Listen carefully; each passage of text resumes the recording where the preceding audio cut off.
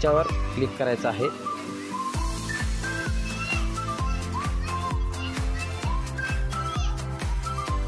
वेळ जाईल यामध्ये. आता यामध्ये अशा प्रकारची पोस्ट इथं ओपन झालेली आहे.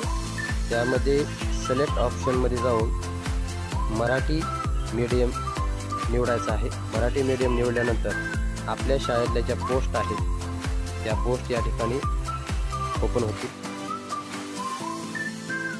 हेडमास्टर, असिस्टंट हेडमास्टर, सुपरवायझर, हे ग्रॅज्युएट टीचर.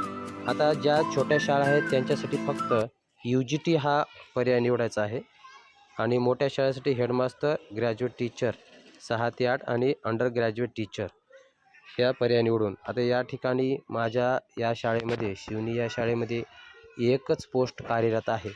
तर मी या